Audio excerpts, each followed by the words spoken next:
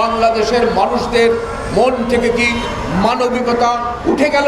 আমার দেশ এই বাংলাদেশ, এবং এখানে আমি একজন নারী, আমি একজন নির্মাতা, যদিও নির্মাতার জেন্ডার নাই, কিন্তু আজকে আমি নারী, একজন মা হিসাবে আমি এখানে দাঁড়িয়েছি।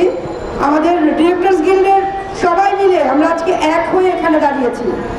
আমার এই দেশে যেন একটি শিশুও আর লাঞ্ছিত না হয়, ধর্ষিত না হয়, একটি নারীও যেন নির্যাতিত না হয়, সেটাই আসলে আমাদের লক্ষ্য। এবং যেটা হচ্ছে এটা খুবই দৃষ্টিকটু, লজ্জাকর এবং মরে যাওয়ার মতো অবস্থা, তাকানো যায় না। সেক্ষেত্রে আমার একটাই কথা, যা ঘটেছে তা এখনই স্টপ করতে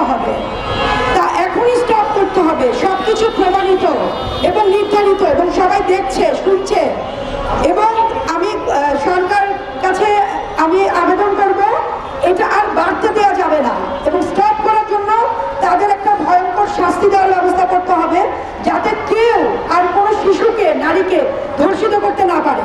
আসলে আমাদের দেশে বর্তমানে যে অবস্থা চলছে, মেয়েদের বা শিশুদের উপরে যে নির্যাতন, যে আমাদের যে নির্মম পরিহাস আমাদের মেয়ে জাতির উপর চলছে, আমরা ওটা মেনে নিতে পারছি না। আমরা বলবো এটা আমাদের সমাজ ব্যবস্থা অথবা আমাদের বর্তমান কোনো একটা অস্থিরতা চলছে, যে কারণে এই পরিস্থিতি হচ্ছে। কিন্তু তার শিকার হচ্ছে মেয়েরা।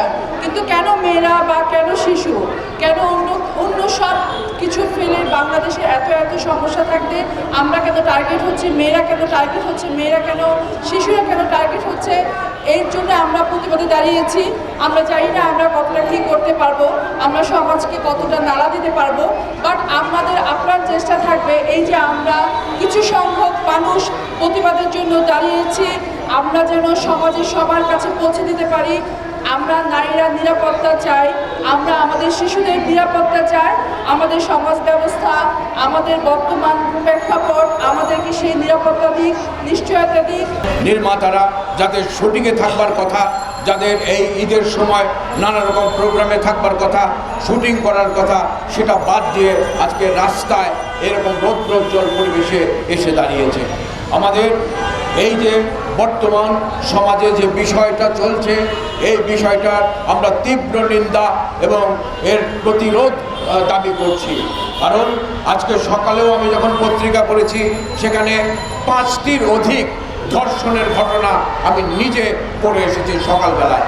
সুতরাং এটি একটি দুর্বিষহ ঘটনা। বাংলাদেশের মানুষদের মন থেকে কি মানবিকতা উঠে গেল? এই প্রশ্ন শিল্পীদের, এই প্রশ্ন নির্মাতাদের। আজকে যে মব জাস্টিস তৈরি হয়েছে, যে মব জাস্টিস নিজেরা বিচার করছে, কেন করছে? যারা এগুলো করবার কথা, আইন প্রয়োগকারী সংস্থা যাদের এগুলো করবার কথা, স্বরাষ্ট্র মন্ত্রণালয় যাদের এগুলো করবার কথা, আইন মন্ত্রণালয়, আইন উপদেষ্টা, তারা যখন কোনো কিছুই করছে না, তখন জনগণ নিজের হাতে অনেক ক্ষেত্রে বিচারের দাবি তুলে নিচ্ছে এবং বিচারের কার্যক্রম তারা করছে। এইভাবে যদি চলতে থাকে, বাংলাদেশ বর্তমানে যে অবস্থায় আছে সেটা বসবাসের অযোগ্য হয়ে যাবে।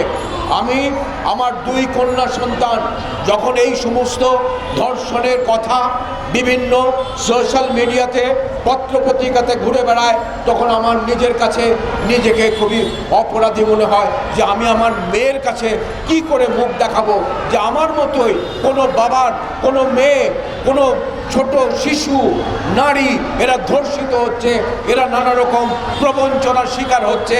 বাবা হিসাবে, মা হিসাবে আমাদের কি কর্তব্য?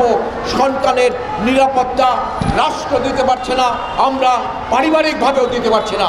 সুতরাং আমি উদাত্ত কণ্ঠে আজকে এখানে বলতে চাই, এই যে অবস্থা চলছে, ধর্ষণের যে মহামারী শুরু হয়ে গেছে, এটা অবিলম্বে বন্ধ করতে হবে।